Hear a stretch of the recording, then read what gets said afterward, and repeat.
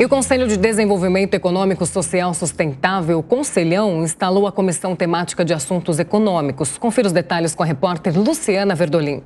Olha, o Ministério da Fazenda já conta com a aprovação das pautas econômicas essa semana lá no Congresso Nacional, o que é visto pelo governo quase que como um pré-requisito para que a economia se firme num outro patamar.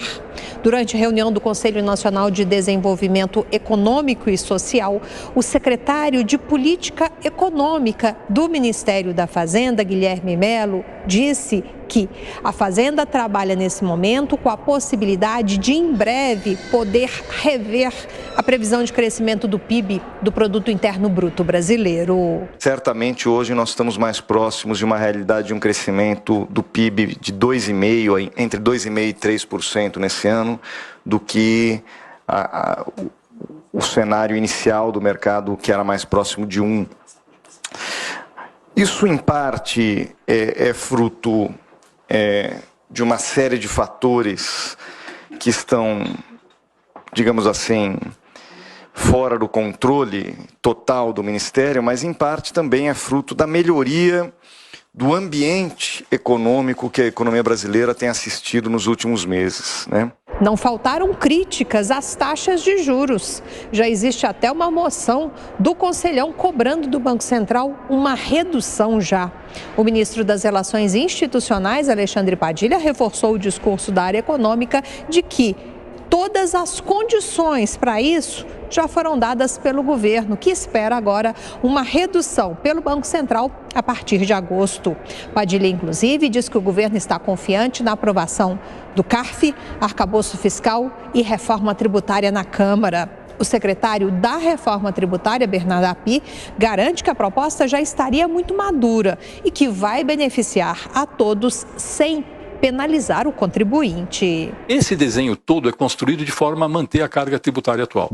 Seja o objetivo é que os novos tributos, IBS, CBS e Imposto Seletivo, arrecadem o mesmo que arrecadam hoje PIS, COFINS, IPI, ICMS, ISS como proporção do PIB. Então o desenho é feito para manter a carga tributária e é feito para garantir que, em hipótese nenhuma, haverá aumento de carga tributária ao longo dessa transição.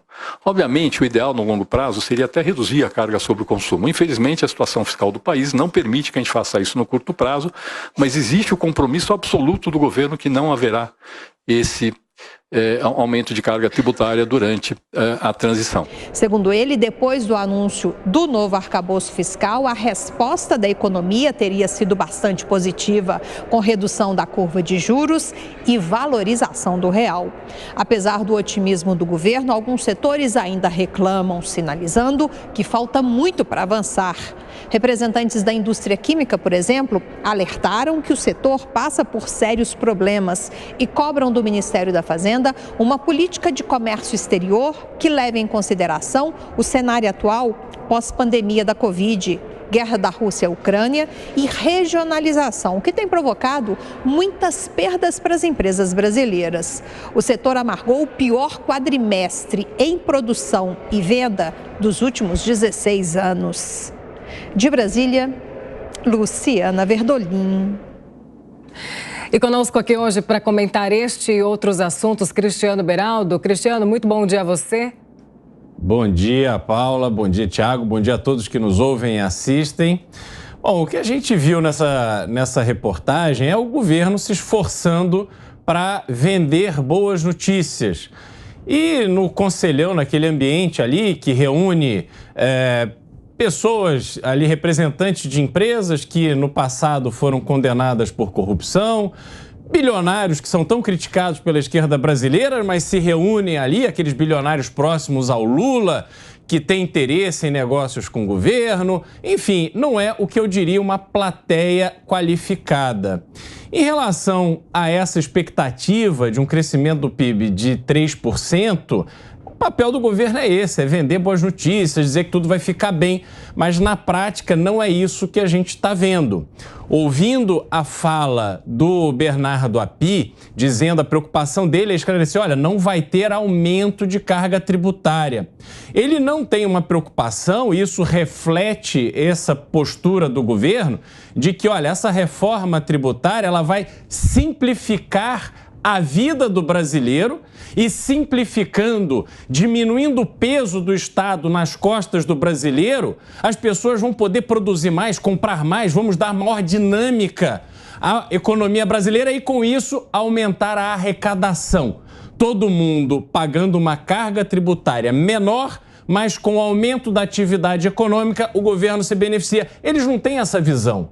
O que eles querem simplesmente é medir o peso que o contribuinte carrega, que é o peso da ineficiência do Estado brasileiro, com uma irresponsabilidade fiscal, que é o que a gente viu sendo proposto pelo governo no arcabouço fiscal, que depois foi melhorado, quer dizer, ou diminuiu a sua carga negativa nas discussões na Câmara, e que agora precisa ser votado, mas a reforma tributária em si teria um poder transformador do Brasil. Essa minha esperança que isso aconteça realmente está muito reduzida. Agora, Beraldo, só complementando em relação ao PIB, se esse PIB realmente chegar aos 3%, é muito mais do que se esperava no começo do ano, né? Não, pois é, a gente precisa ver como é que isso de fato vai se acomodar, porque a perspectiva vindo do Ministério da Fazenda, esse é sempre o papel deles, colocar ali um número ambicioso, dizendo que eles estão trabalhando para atingir aquilo.